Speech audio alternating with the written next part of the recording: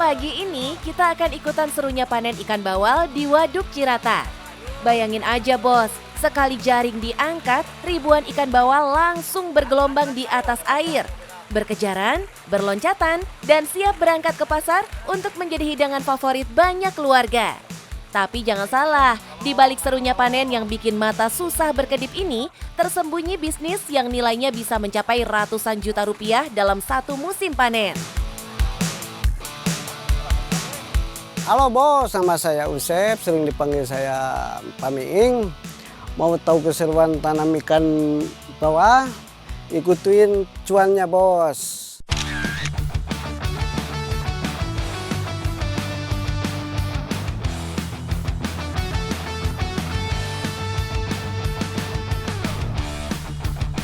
Di antara banyak jenis ikan air tawar, Pak Miing menjatuhkan pilihan pada ikan bawal.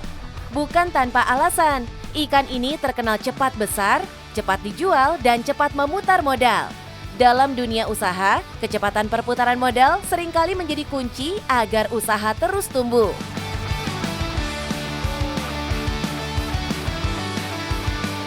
Soalnya kalau di bawah untuk jualnya cepat. Total dari waktu tanam ke panen itu cuma 60 hari. Ya bayangin aja kalau sepetak ada 5 juta, ya 60 hari kali 40 berapa itu cuan saya gitu.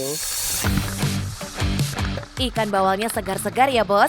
Ukuran yang paling dicari di pasar biasanya 1 kg berisi 2-3 ekor. Setelah diangkat dari karamba, ikan langsung ditimbang dan dimasukkan ke dalam drum. Agar kesegarannya terjaga, ikan langsung diberi es batu. Dalam usaha seperti ini, semua angka harus dihitung dengan teliti. Mulai dari harga benih, pakan, sampai harga jual saat panen. Jeleknya di bawah itu bisa di 12.000 bisa. Jadi hitung-hitungan pakan sama bibit HPP-nya di 16.000, kalau keluar 80% ya pas-pasan lah gitu, nggak rugi lah gitu. Setelah panen, ikan langsung meluncur ke berbagai daerah. Mulai dari bandar ikan, rumah makan, hingga pasar-pasar besar di Jawa Barat dan Jakarta.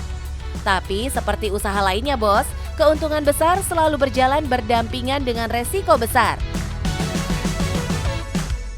Tantangannya yang saya takutin itu di mabuk. Kalau ada mabuk kan bisa habis lah gitu. Misalkannya per petak habis 5 ton, 5 kali 50 juta. Jadi 60 juta per petak saya ruginya gitu kalau di mabuk. Jadi bisnis ini bukan untuk kaum mendang-mending ya bos. Dan bagi ikan bawal, Waduk Cirata adalah rumah yang sangat cocok. Arus ikan yang terus bergerak membantu menjaga kondisi perairan. Akibatnya pertumbuhan ikan menjadi lebih cepat. Benih ikan didatangkan dari berbagai daerah, mulai dari Subang, Cikalong, hingga Sukabumi. Semua dipilih agar hasil panen bisa sesuai harapan. Ini untuk kolor 8 sebesar ini biasanya saya tebar di 20.000 biasanya. Cuman kalau sekarang mah berhubung di Waduk Cirata kolamnya banyak, ya saya dikurangin di 15.000 per petak gitu ya. Kunci berikutnya ada pada pakan. Karena dalam usaha ikan, pakan menjadi biaya terbesar. Semakin besar ikannya, semakin besar pula makannya. Angka-angka inilah yang menjadi hitungan harian para petani ikan. Itu kalau lagi kecil, sekarung itu cuman 2 hari sekarung. Coba kalau udah besar bisa di 2 kintal per hari. Kalau melihat puluhan karamba milik Pak Miing sekarang, mungkin banyak yang mengira usaha ini langsung besar sejak awal. Sejak tahun 2006, Pak Miing memulai semuanya dari skala kecil. Petak demi petak, langkah demi langkah. Ya saya coba-coba dulunya coba-coba gitu, 1 petak dulu, 2 petak dulu. Alhasil sekarang alhamdulillah lah gitu. Saya udah banyak lah. Ya lebih tepatnya sih kalau di sini kan saya udah berhubung kemitraan gitu ya. Jadi saya nggak takut nggak dibawa ikan gitu. Soalnya udah ada yang ambil gitu, udah pasti.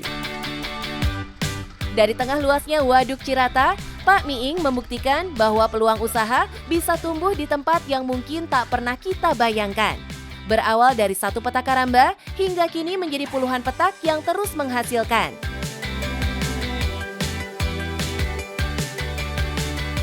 Buat bos-bos, yang penting cuan bos.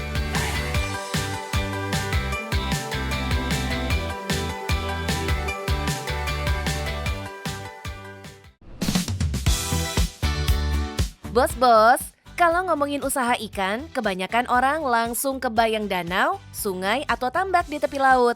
Tapi di Jakarta Timur, ada cerita yang bikin orang garuk-garuk kepala sekaligus kagum. Bayangkan saja, selokan yang biasanya cuma dilewati air, kini malah jadi tempat memelihara ribuan ekor lele. Bukan cuma hidup dan tumbuh besar, ikan-ikan ini juga menghasilkan cuan hingga puluhan juta rupiah.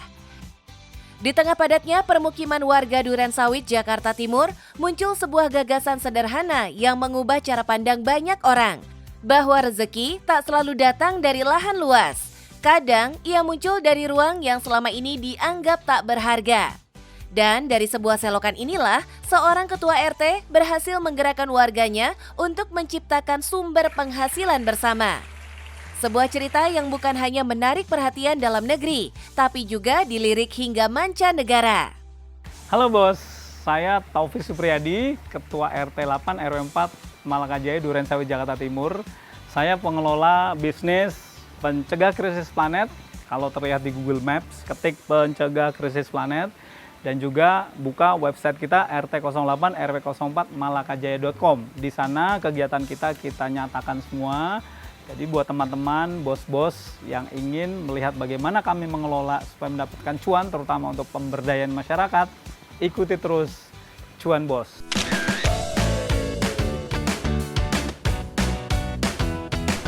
Di sini, saluran air tak hanya berfungsi mengalirkan air hujan.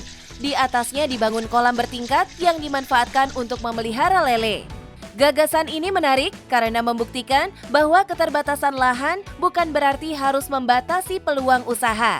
Ribuan ekor lele dipelihara di tempat yang mungkin tak pernah terpikirkan sebelumnya. Setiap hari, ikan-ikan ini dirawat hingga siap panen. Dan dari sinilah aliran rejeki mulai mengalir untuk warga sekitar. Setiap program yang kami lakukan, warga ini dijadikan sebagai subjek, jangan objek. Jadi warga kita gali, warga saya mau bikin kolam di saluran air, gimana menurut warga? Penolakan pasti banyak, tetapi kan keputusan ada di kita. Kita manfaatkan musyawarah RT ini sebagai forum tertinggi di Republik. Karena kan ada peraturan Menteri Dalam Negeri 18 tahun 2018. Ada peraturan Gubernur 22 tahun 2022 bahwa forum tertinggi di Republik ini adalah musyawarah rukun tetangga. Termasuk juga blueprint yang saya buat 5 tahun, itu kan hasil putusan musyawarah warga. Jadi warga bergerak, kita laksanakan, warga pasti ikut mengawal. Nyatanya bos, kekuatan terbesar dari usaha ini bukan ada pada kolamnya, melainkan pada kebersamaan warganya. Sejak awal, masyarakat diajak ikut memikirkan, memberikan masukan, hingga menentukan arah perkembangan kawasan mereka sendiri. Karena itulah, saat kolam berdiri, warga tak merasa menjadi penonton, mereka merasa ikut memiliki. Dari sinilah, satu gagasan kecil berubah menjadi gerakan bersama. Ribuan lele ditebar, dirawat, dan dipanen untuk memberikan manfaat bagi lingkungan sekitar. Ya, lele ini kami taruh di saluran air, tetapi kita menggunakan air sumur, tetap air bersih yang kita gunakan, makannya pun pelet dan daun pepaya. Kemudian kita sudah bawa ke Skovindo, hasilnya nutrisi dengan gramasi yang sama, tidak kalah dengan ikan salmon. Jadi ini layak konsumsi. Harga jualnya pun kita sama seperti harga di pasaran, bahkan kadang lebih tinggi. Kenapa? Karena kita bekukan, kita marinasi, ada yang bikin lele tangkap, dibikin abon, produk-produk olahannya nanti kita lihat ya, tuh lihat. Lele yang sehat gede-gede. Menariknya lagi, hasil panen lele di sini tidak langsung dijual begitu saja. Sebab dalam dunia usaha, keuntungan yang lebih besar seringkali datang dari proses pengolahan, bukan hanya dari hasil panen mentah. Karena itulah, lele-lele ini diubah menjadi beragam produk siap makan. Mulai dari lele berbumbu, lele marinasi, hingga abon lele yang tahan disimpan lebih lama. Langkah ini membuktikan satu hal penting, bahwa menambah nilai jual produk seringkali menjadi kunci agar usaha bisa tumbuh lebih besar. 1 kilogram lele bukan hanya dilihat sebagai ikan, tapi sebagai peluang yang bisa dikembangkan menjadi beragam sumber penghasilan. Dari 1 kolam saja, omset budidaya lele bisa menyentuh sekitar 20 juta rupiah. Belum lagi dari produk olahannya. Produk UMKM yang dijual di kisaran Rp45.000 per kemasan mampu mencatat omset hingga 12 juta rupiah setiap bulan. Dan itu belum termasuk produk olahan lain yang terus dikembangkan. Cuan banget kan, Bos? Tapi yang lebih penting dari angka-angka itu, ada pelajaran berharga yang bisa dipetik. Bahwa peluang usaha seringkali bukan soal apa yang kita miliki, melainkan sejauh mana kita mau melihat potensi dari hal-hal yang selama ini diabaikan. Nah bos, kalau pengen punya bisnis seperti kami, saya punya 3 tips nih. Pertama, kita harus semangat. Yang kedua, kita harus bisa intensifikasi apa yang sudah kita miliki untuk kemudian kita bisa ekstensifikasi. Yang ketiga, kita harus jelas manfaatnya dan juga pemberdayaan masyarakat harus dilibatkan. Apapun bisnisnya, yang penting cuan bos.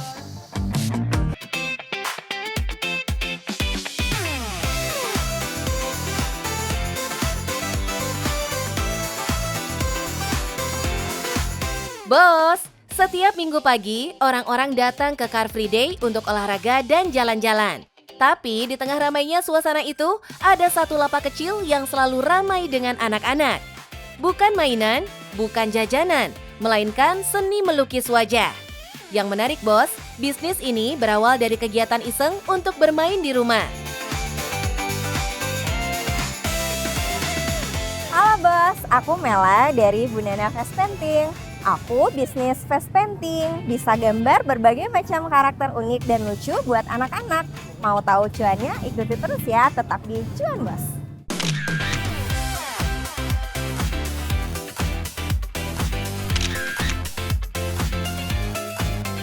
Face painting adalah seni melukis di atas kulit dan wajah manusia. Karena itu, teknik dan bahannya harus berbeda dengan cat lukis biasanya, bos. Meski awalnya belajar secara otodidak, untuk meningkatkan kualitas, Mela memilih mengikuti pelatihan khusus untuk mengasah skillnya.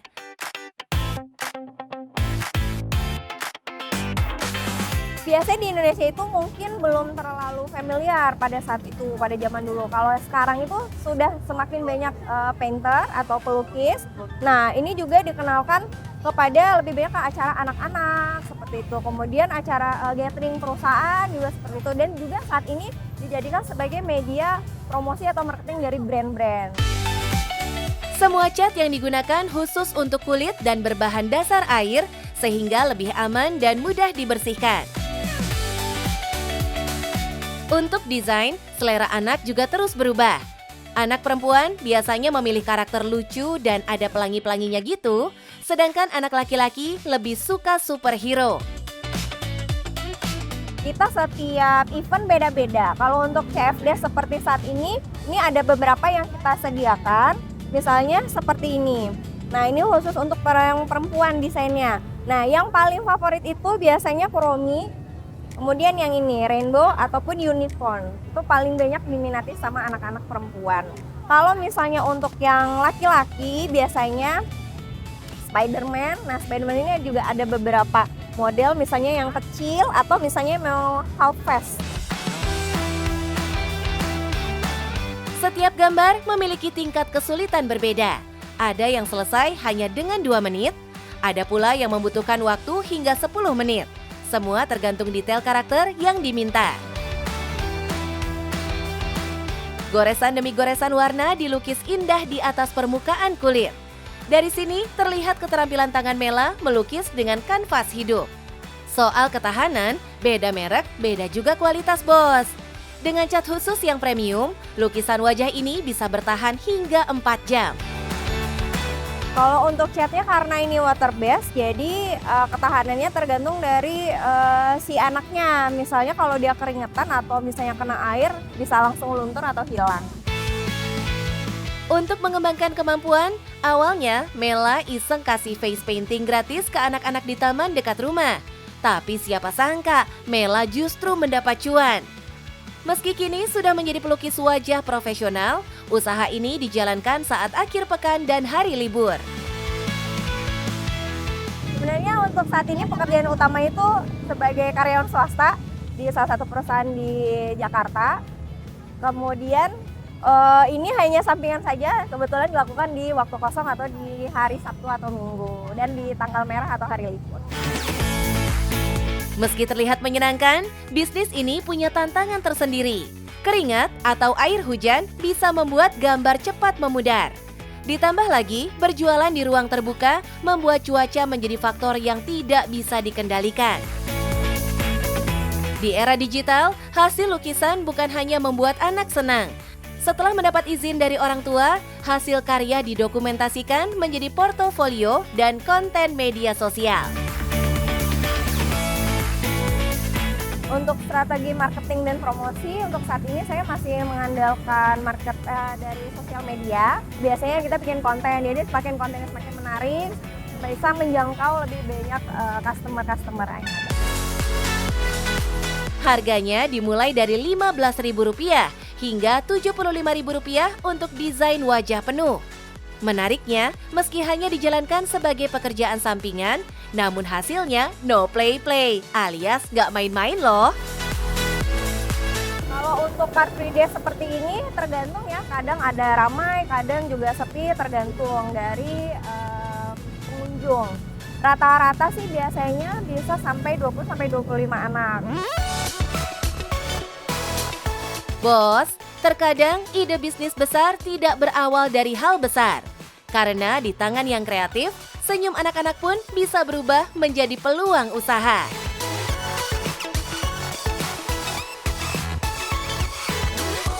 Untuk bos-bos yang di rumah yang mau memulai bisnisnya, pertama jangan pernah takut untuk mencoba hal baru. Siapa tahu dari hobi kalian bisa menghasilkan cuan.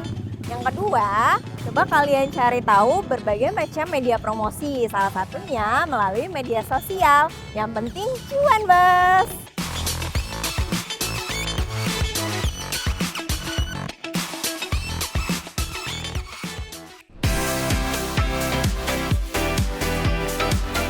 Bos-bos, warga Depok, udah pasti sekarang lagi bangga-bangganya ya kan? Karena ada salah satu ilustrator yang berdomisili di Depok, dipercaya buat garap poster musik videonya musisi dunia. Yes, Ariana Grande, bos. Wadidaw, boleh tepuk tangannya dong, bos. Ya, halo bos. Saya Sakif Baihaki, ilustrator dari Rising 67. Salah satu poster saya dipakai untuk rilis single terbarunya Ariana Grande. Mau tahu perjalanan bisnis saya? Tetap di Cuan Bos.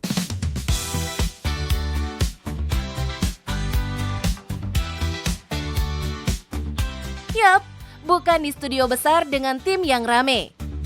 Rising 67 Studio ini dijalankan sendirian aja nih bos sama Mas Sakif dari tahun 2019. Ketertarikannya sama dunia desain bikin Doi cari celah cuan biar bisa sukses di usia muda.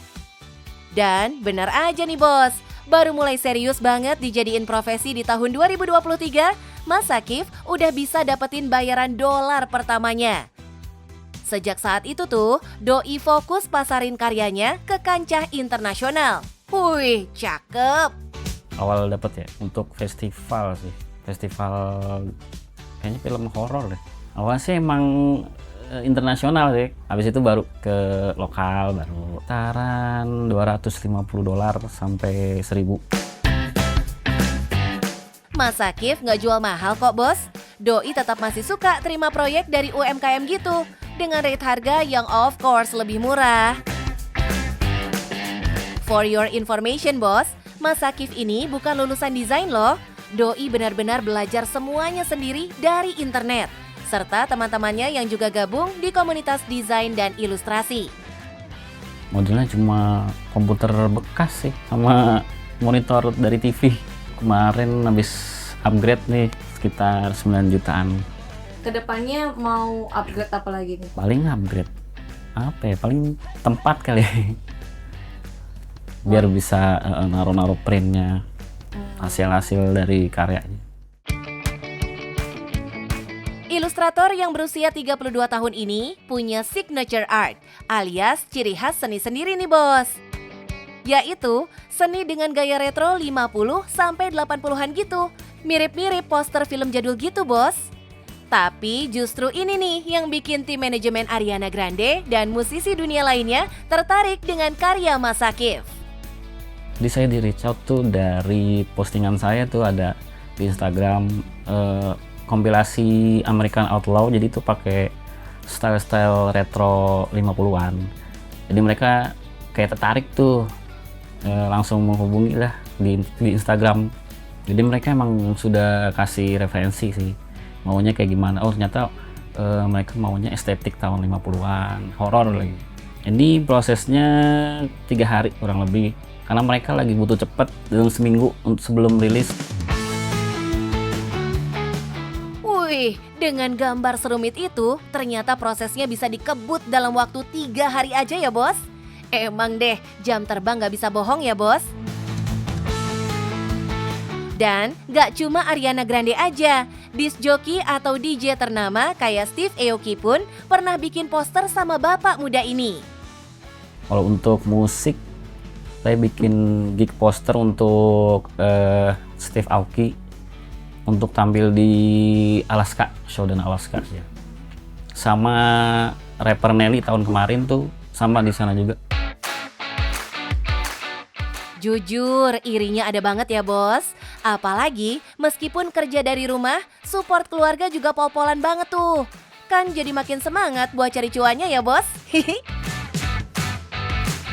Nah, biar semangat dan cuannya nular nih bos, Mas Sakif mau bagi-bagi tips buat bos-bos yang emang pengen banget jadiin hobi gambarnya jadi ladang cuan. Dicatat ya bos. Halo bos, saya punya tips untuk mereka yang mau mulai di dunia desain ataupun gambar. Nah, yang pertama adalah jangan lupa untuk terus mulai aja dulu dari HP maupun komputer-komputer yang low end. Nah, yang kedua tipsnya itu setelah mulai jangan lupa untuk terus konsisten, entah share di sosial media ataupun di situs-situs portfolio. Nah, yang penting cuan bos.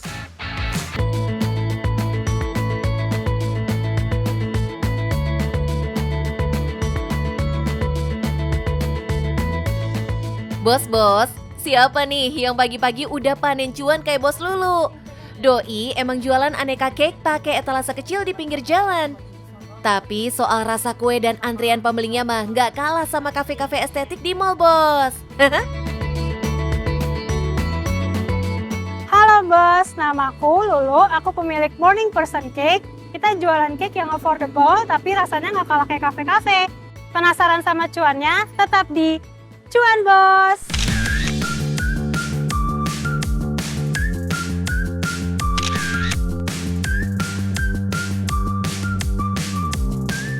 Bos, Morning Person Cake ini nggak lahir dari bisnis plan yang muluk-muluk loh. Semuanya justru berawal dari satu kejadian yang bikin banyak orang bingung harus apa, alias buntu bos. Awalnya itu karena di akhir tahun lalu di November 2024 itu aku kena layoff dari kantor lamaku. Aku tuh mikir gimana caranya aku tetap menghasilkan uang gitu kan. Karena aku punya hobi baking pada saat itu, aku mikirnya gimana kalau kita coba jualan aja. Nah akhirnya di Desember 2024 tuh aku pertama kali buka Morning Person Cake. Nah, yang istimewa, Lulu sangat jeli lihat peluang. Doi riset apa yang dibutuhkan pasar dan memanfaatkannya jadi ladang cuan. Kalau menunya itu dari beberapa kue yang emang sering aku beli, aku jajan di luar, itu aku coba create sendiri gitu resepnya. Terus aku juga ngelihat peluang pasarnya kalau di daerah sini tuh, apalagi pagi-pagi belum ada orang yang pernah jualan cake gitu. Kalau maksudnya kalau kue pasar itu pasti udah banyak, cuman kalau cake kayak di kafe-kafe itu belum ada. Konsepnya pun sederhana, penuhi kebutuhan camilan manis buat yang aktif sejak pagi. Semua juga didasari oleh kebiasaan harian Lulu loh. Pertama emang karena aku juga suka ngemil, aku suka yang manis-manis gitu kan. Jadi kalau pagi, aku tuh biasa dulu waktu kerja tuh suka ngemil sama suka ngopi. Nah dari situ aku mikir, gimana kalau ternyata banyak orang yang juga suka sama kayak aku gitu, suka ngemil pagi sama ngopi gitu. Akhirnya ya udah deh kita coba pagi-pagi jam 5:30 udah buka gimana gitu. Awalnya emang mau nggak di pasar dulu, ternyata rame. Lulu menyasar target anak sekolah, pekerja, dan warga sekitar yang lalu lalang di pagi hari. Dan jalanan di pinggir rel Bintaro Tangerang Selatan ini dipilih jadi lokasi lapaknya, Bos. Kalau tempatnya itu pertimbangannya karena dulu itu waktu pertama kali buka, aku tuh masih harus ngangkat meja, angkat etalase sendiri. Terus akhirnya karena nggak bisa jauh-jauh karena terlalu berat, aku milih yang dekat dari rumah. Nah, awalnya itu mau di depan rumah, cuman aku ngelihatnya terlalu dikit orang yang lewat. Akhirnya aku mutusin di sini karena ini tuh jalan raya udah alternatif gitu kan, banyak orang lewat, banyak anak sekolah. Akhirnya yaudah deh jualan di sini aja gitu. Lulu sukses bikin orang-orang berhenti sejenak untuk beli cake bikinannya. Gak cuma karena jenis cake-nya yang kekinian, yang jarang banget dijual di pinggir jalan, tapi harganya pun terjangkau banget, Bos. Menu favorit kita ada burnt cheesecake sama ada fudgy brownies. Itu karena kita jualnya dengan harga yang affordable banget. Cheesecake-nya itu kita cuma 10.000, brownies-nya itu di harga 12. Itu yang biasanya orang-orang beli di harga 20, 30, di sini kita cuma jual di 10 sampai 12.000 aja. Dengan harga segitu, ini sih namanya camilan rasa kafe tapi harga warung. Ini bikin konsumen gak nyangka bisa dapetin sesuatu yang kesannya mahal dengan harga receh. Eits, jangan salah, Morning Person Cake ini juga bukan cuma jual asal murah, Bos. Bahan yang dipakai tetap kualitas terbaik. Artinya ini bukan perang harga, tapi perang persepsi nilai. Kalau dari bahannya itu kita ngambilnya emang yang kualitasnya bagus. Maksudnya aku juga dari awal nyari resep, milihnya tuh bahannya yang bagus-bagus, yang hampir sama kayak kafe. Kita juga kayak cream cheese, terus kayak butter, coklatnya itu kita emang pakainya bahan-bahan yang kualitasnya bagus gitu. Kenapa dengan harga yang murah tapi kualitasnya bagus? Karena dari aku yang pribadi ngambilnya tuh keuntungannya dikit, tapi yang penting banyak yang terjual gitu. Dalam bisnis makanan, ada dua jenis strategi, Bos. Jual sedikit tapi ambil untung besar, atau untung tipis tapi kuasai pasar lewat volume. Lulu jelas pilih yang kedua. Dengan harga rendah dan kualitas tinggi, ia bukan cuma jual kue, tapi pelan-pelan menggeser standar pasar. Konsumen bisa dapat cake sekelas kafe di harga 10 ribuan. Makanya nggak heran kalau usaha Lulu ini viral di sosial media, Bos. Morning Person Cake punya kombinasi 3 hal yang jarang ditemui. Praktis, enak, dan harga yang terjangkau. Begitu orang-orang mulai upload dan review di sosmed, efeknya langsung kerasa, Bos. Kalau yang signifikan banget tuh jumlah yang aku buat dari yang dulu sebelum viral tuh biasanya aku per jenis tuh cuman kayak bikinnya 20, 30 paling banyak. Kalau sekarang tuh aku bisa bikin sampai 90-100 pieces per hari. Ratusan cake berhasil Doi jual setiap harinya, Bos. Kalau udah begini sih, namanya panen cuan tiap pagi ya, Bos Lulu. Kalau pendapatan kotornya tuh kita ada di angka 3-4 juta. Cuman kalau bersihnya sendiri, alhamdulillah ada di angka 1,5 sampai 2,5 juta. Wow, sehari saja angkanya sudah sefantastis itu. Eits, nggak sampai di situ saja, Bos. Morning Person Cake ini juga nggak berhenti di keuntungan pribadi loh. Ya kan awalnya si Morning Person ini cuman berdiri sendiri satu etalase.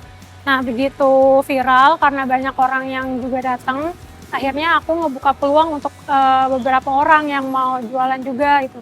Akhirnya kita ada kakakku juga yang sekarang jualan makanan berat, nasi-nasian, pasta gitu. Terus ada tetanggaku juga yang akhirnya juga ikutan jualan kue gitu. Jadi aku nggak buat diriku sendiri juga sekarang, tapi ada orang-orang yang juga ikut jualan juga sekarang. Ini yang disebut sharing demand. Kebutuhannya sudah ada, tinggal dibagi biar semua kebagian rezeki. Lulu bisa terus maju bukan karena punya latar belakang bisnis, tapi karena berani mulai dan tahu kapan harus gerak. Aku kerjaan sebelumnya tuh sosmed spesialis di agensi. Nah, kalau jurusan kuliah sendiri aku justru malah jurnalistik. Jadi emang nggak ada basic baking sama sekali. Tapi karena emang hobi dulu tuh kalau misalkan kayak pengen, aku tuh jarang beli, aku kayak bikin sendiri deh gitu. Nah, dari hobi itu akhirnya mutusin, jadi kita jualan kan udah punya basicnya gitu. Banyak yang nunggu yakin dulu sebelum mulai bisnis. Tapi, Morning Person Cake ngebuktiin bukan gelar atau sekolah yang bikin cuan datang, tapi keberanian buat mulai. Karena di dunia usaha, bukan yang paling ahli yang menang, tapi yang paling duluan ambil peluang. Nah bos, gimana? Morning Person Cake unik kan? Buat teman-teman yang mau mulai usaha, jangan tunggu besar dulu, mulai aja dari yang kecil-kecil. Yang penting niat sama berani. Yang penting cuan bos!